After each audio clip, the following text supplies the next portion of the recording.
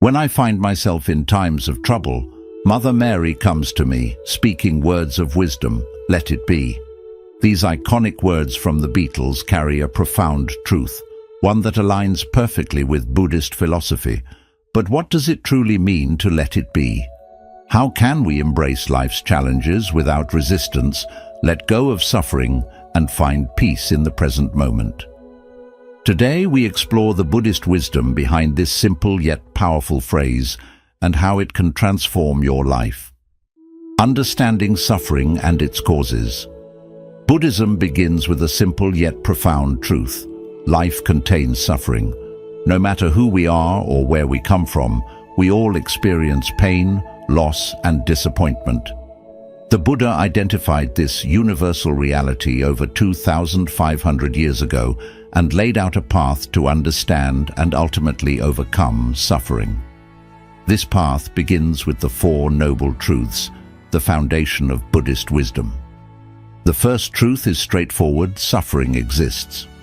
From physical pain to emotional distress, no one is exempt from hardship. But Buddhism doesn't stop there. It invites us to look deeper. The second truth explains that suffering has a cause: attachment and craving. We cling to things, relationships, material possessions, even our own identities, believing they will bring us lasting happiness. But everything in life is impermanent. When we attach ourselves to something temporary, we inevitably suffer when it changes or disappears. Think about the moments in life when you felt the most pain: a broken relationship, the loss of a loved one, a dream that didn't come true. The suffering often comes not just from the event itself, but from our resistance to it. We wish things had turned out differently. We hold on to memories. We refuse to accept change. This resistance is what deepens our pain. Buddhism teaches that the way to ease suffering is not through avoidance or suppression, but through understanding and letting go. This brings us to the third and fourth noble truths.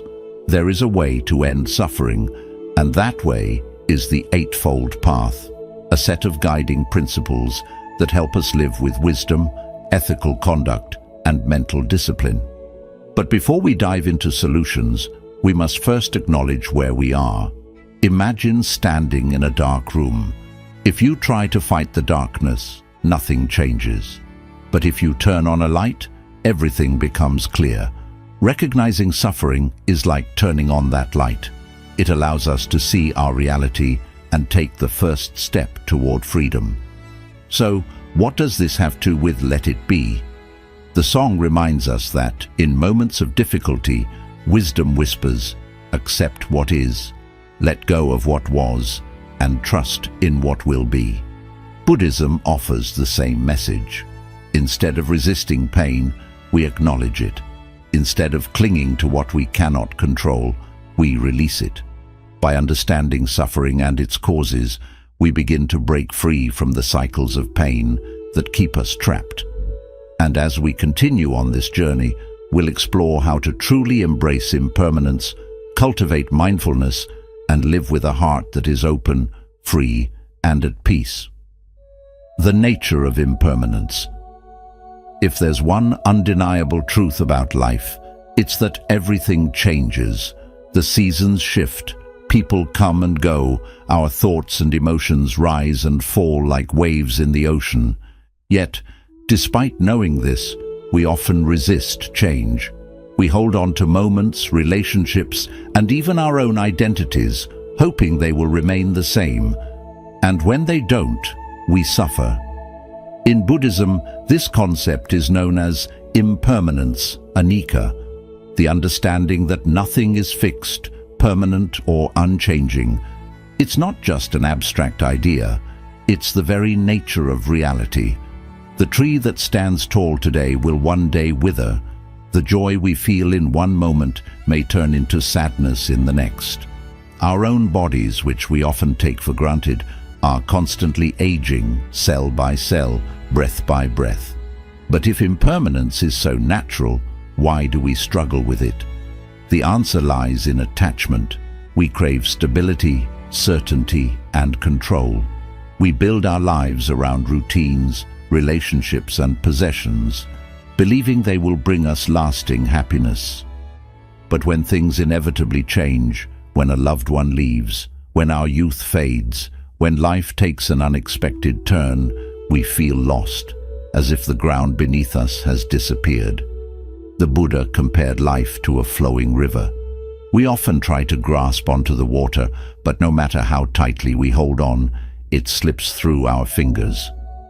The more we resist the current, the more exhausted we become. But when we learn to move with the flow, instead of against it, we find peace.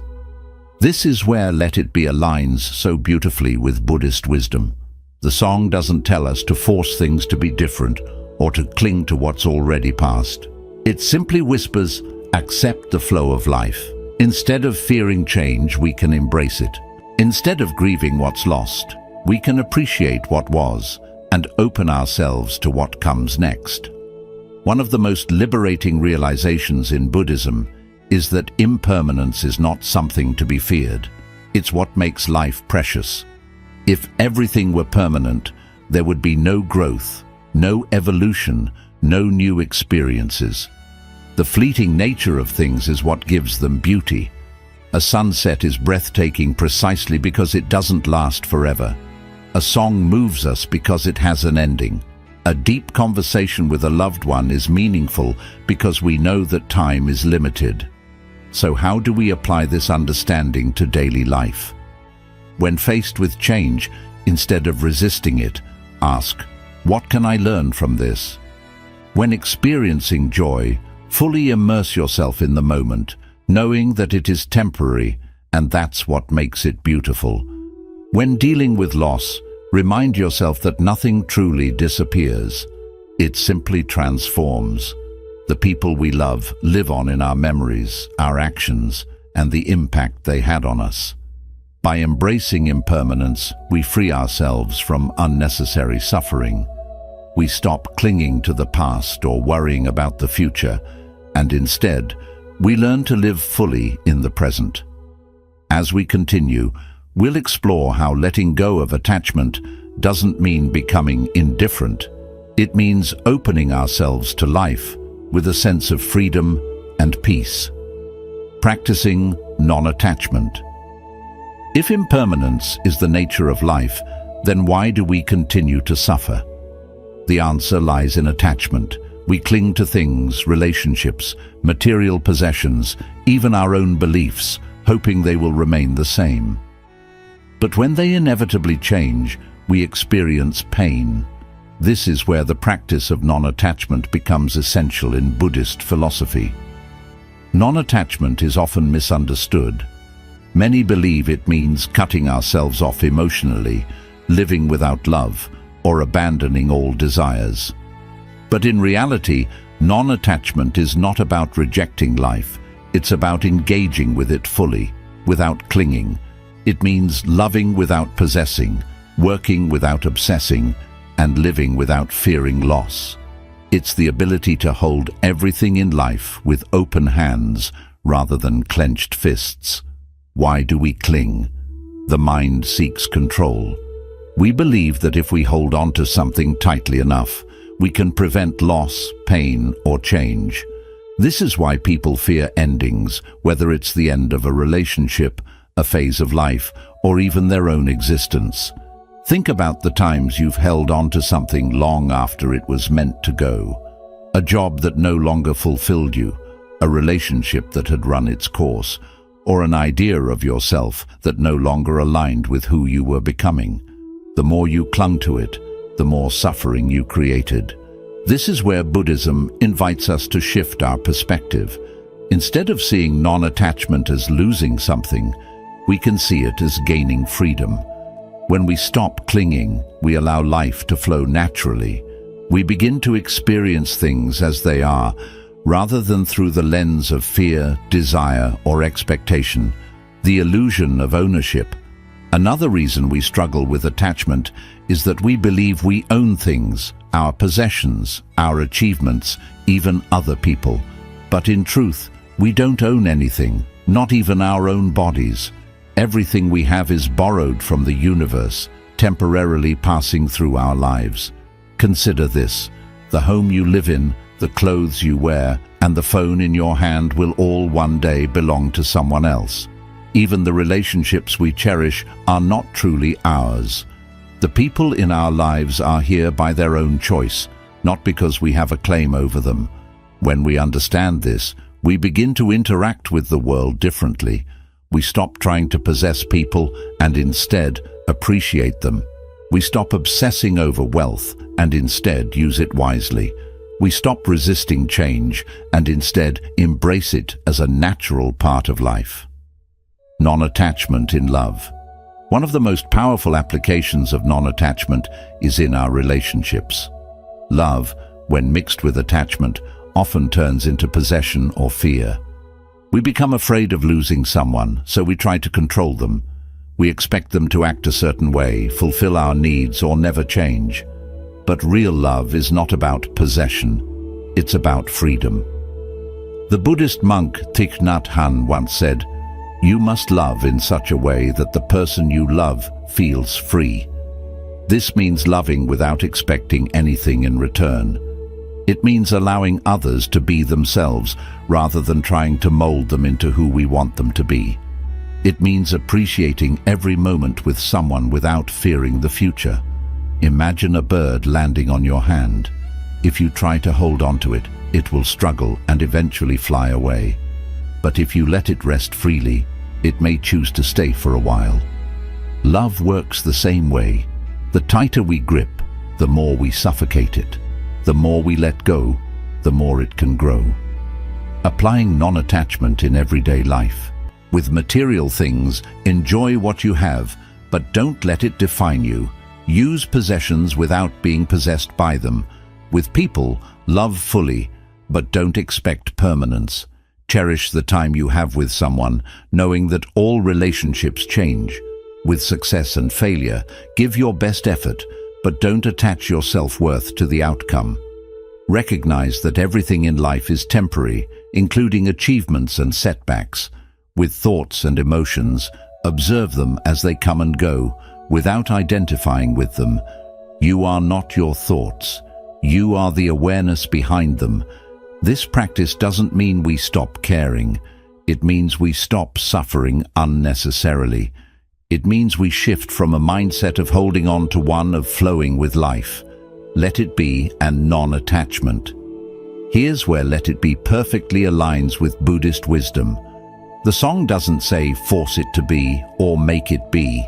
It simply says let it be. This is the essence of non-attachment.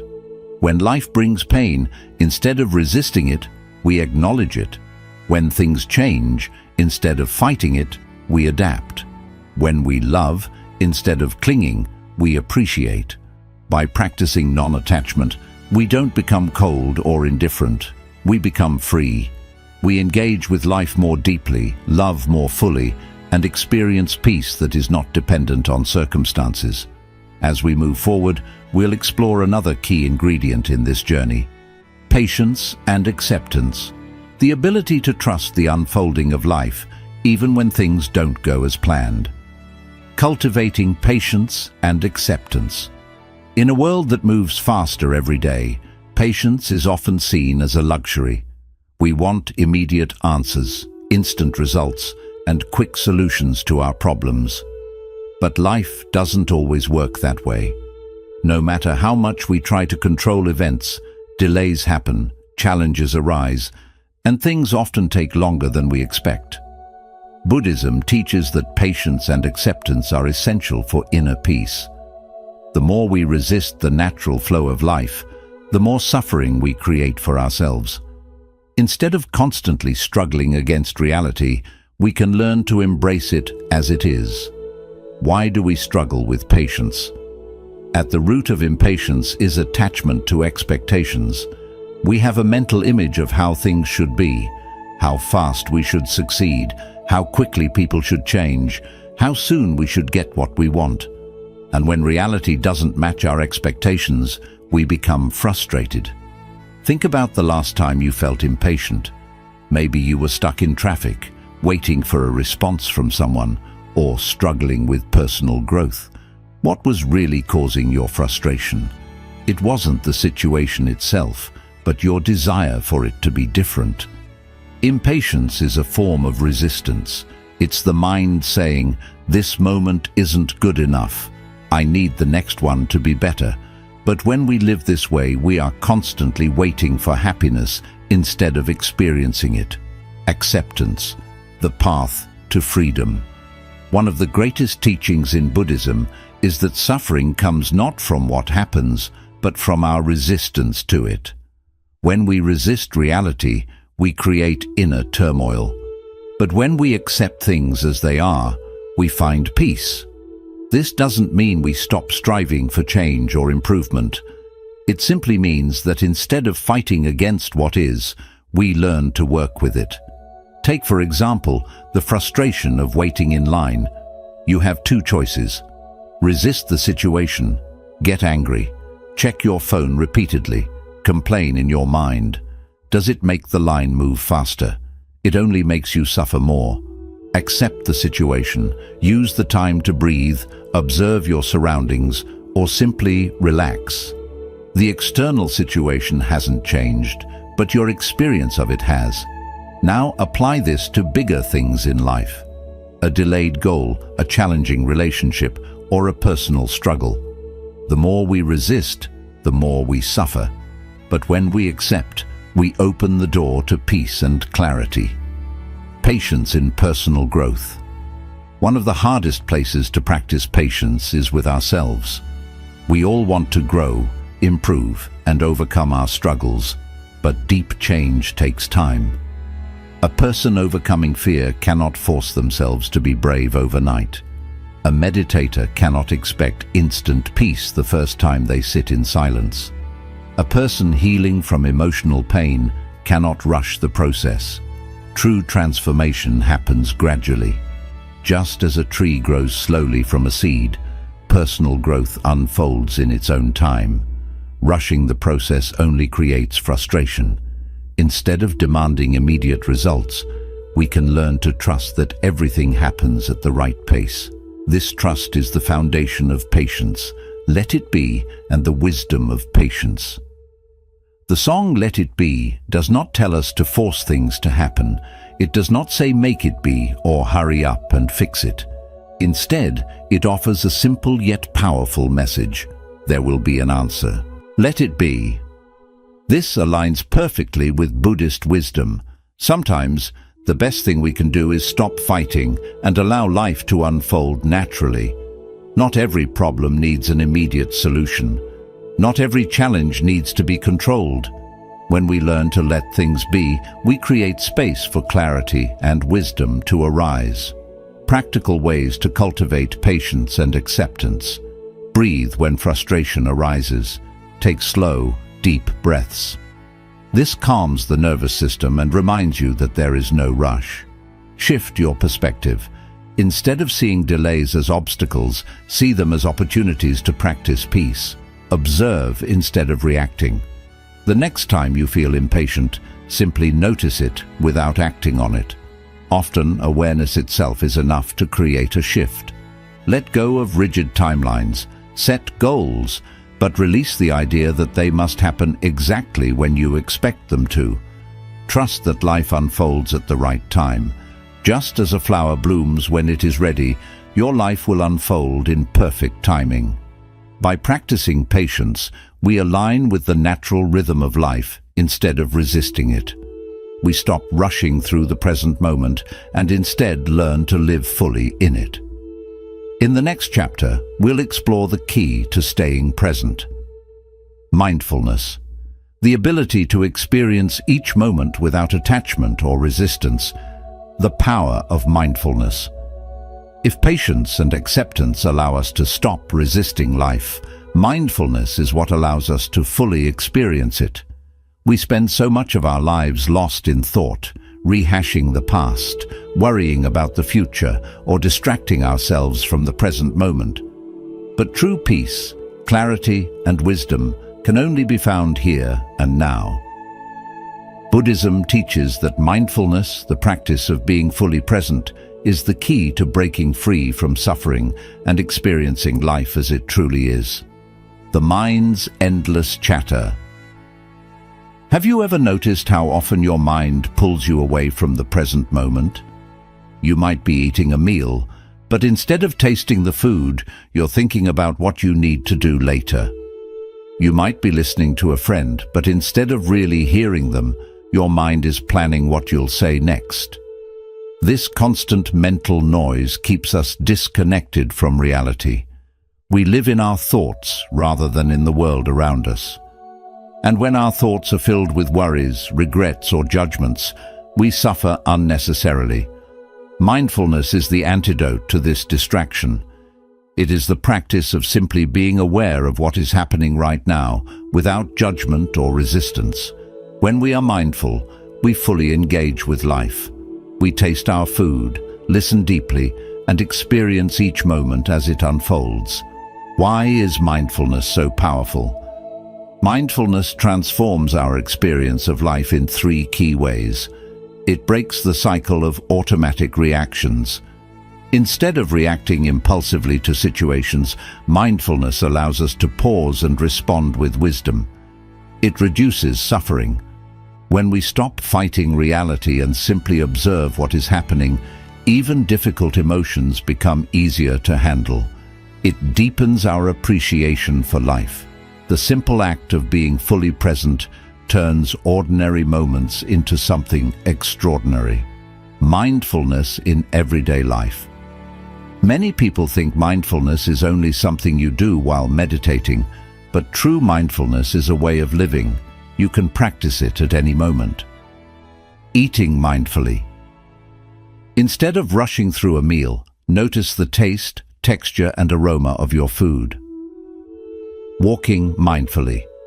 Feel the sensation of your feet touching the ground. Notice the rhythm of your breath. Listening mindfully. Give your full attention when someone speaks. Listen not just to their words, but to their emotions. Breathing mindfully. Take a deep breath and feel the air entering and leaving your body. This simple act can bring you back to the present moment. Mindfulness isn't about changing your life. It's about fully experiencing the life you already have. Let It Be and the wisdom of mindfulness. The lyrics of Let It Be invite us to embrace the present moment as it is. They don't say overanalyze it, fix it immediately, or stress about it. They simply say, let it be. When we practice mindfulness, we stop resisting reality. Instead of being lost in thought, we become fully engaged with what is happening right now. Mindfulness teaches us that the past is gone. We cannot change it. The future is uncertain. We cannot control it. The present is all we have, and it is enough. By learning to be here now, we free ourselves from unnecessary suffering. We stop getting caught in regrets or anxieties and instead find peace in simply experiencing life. In the next chapter, we will explore an even deeper level of this practice. By bringing full awareness to our thoughts, words, and actions, we create room for peace even in life's uncertainties. Letting go does not mean giving up. Some may mistake let it be for a passive way of living, but letting go does not mean we stop caring. It does not mean we stop striving for goals, working hard, or nurturing relationships. It simply means we do these things without attachment, without clinging to specific outcomes or allowing fear and control to guide our actions. We work, but without fixation. We love, but without attachment. We dream, but without fear of failure. This balance allows us to engage with life completely while staying at peace, no matter what unfolds, trusting the flow of life. When we resist life, suffering follows. When we trust life, we find freedom. The greatest lesson of Let It Be, and of Buddhism itself, is that we do not have to control everything. Life unfolds in its own way, at its own pace. Our role is not to force it, but to flow with it. When we release our need for certainty, control, and for things to go exactly as we wish, we open ourselves to a deeper peace, one that remains steady no matter the circumstances. Let It Be is more than just a song, it is a way of life. The Beatles may not have written Let It Be as a Buddhist teaching, but its message is universal. It reminds us that even in difficult moments, peace is always within reach, if we allow it. Whisper words of wisdom. Let it be. This quiet whisper exists within each of us, guiding us toward a life of acceptance, presence, and freedom. The choice is ours. We can resist, or we can let it be. Thank you for joining us on this journey through Buddhist wisdom and the art of letting go. If this message has resonated with you, consider subscribing to our channel for more reflections on mindfulness and inner peace. We'd love to hear your thoughts. How do you practice letting go in your own life? Share your thoughts in the comments, and let's keep this conversation going. Remember, true peace isn't found in control, it's found in trust. Let it be.